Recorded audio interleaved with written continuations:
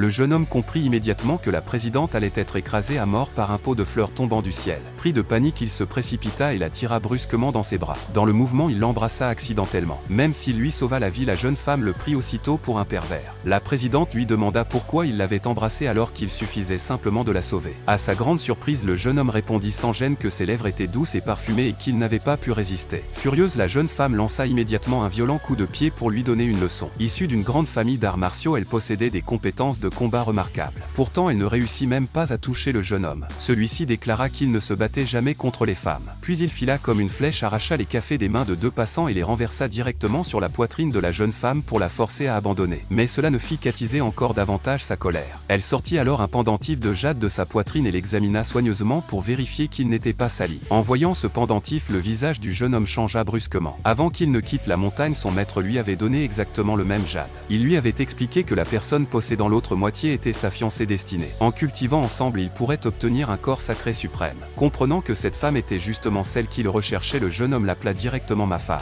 Mais cela rendit la présidente encore plus furieuse. Elle passa immédiatement un appel pour faire venir ses hommes afin de découper le jeune homme en morceaux. Puis elle repartit avec sa sœur afin de se laver et changer de vêtements. Le jeune homme voulut les suivre, mais les hommes envoyés par la jeune femme lui barrèrent le passage. À cet instant, il remarqua une voiture noire suivant la sportive de la présidente. Il comprit aussitôt que sa future épouse était en danger. Mais les voyous se jetèrent tous sur lui en même temps. Inquiet, le jeune homme cessa alors de se retenir. D'un simple coup de paume, il envoya chacun d'eux voler au loin. En quelques secondes, tous furent balayés. Le chef nommé Bloodwolf vit alors à quel point le jeune homme était terrifiant. Il jeta aussitôt son couteau et sortit un pistolet. Il refusait de croire qu'un homme pouvait être plus rapide qu'une balle. Mais l'instant suivant, le jeune homme apparut mystérieusement derrière lui. Il attrapa l'arme et la broya doucement dans sa main. Le pistolet se transforma immédiatement en un tas de ferraille. Le jeune homme déclara avec mépris que cette chose était inutile et qu'il ferait mieux d'arrêter de se ridiculiser avec ce genre d'objet. Puis il bondit et disparut aussitôt. Pendant ce temps, la jeune femme rentra chez elle toujours furieuse du comportement irrespectueux du jeune homme. Elle jura qu'elle le découperait elle-même en morceaux. Ensuite, elle commença à profiter d'un bain avec sa sœur sans se douter que le danger approchait silencieusement. Le jeune maître tu convoitait depuis longtemps sa beauté. Il arriva alors devant leur porte accompagné d'une bande d'hommes. Avec un sourire particulièrement vicieux, ils soufflèrent dans la pièce une fumée capable de faire perdre toute capacité de combat. De son côté, le jeune homme avait perdu leurs traces. Il activa rapidement son regard divin et observa les alentours dans toutes les directions. Ce n'est qu'alors qu'il localisa précisément sa future épouse. Il accéléra aussitôt vers leur position. À ce moment-là, les deux sœurs venaient juste de finir leur bain et étaient revenues au salon. Très vite, la cadette sentit son corps devenir brûlant avant de s'évanouir.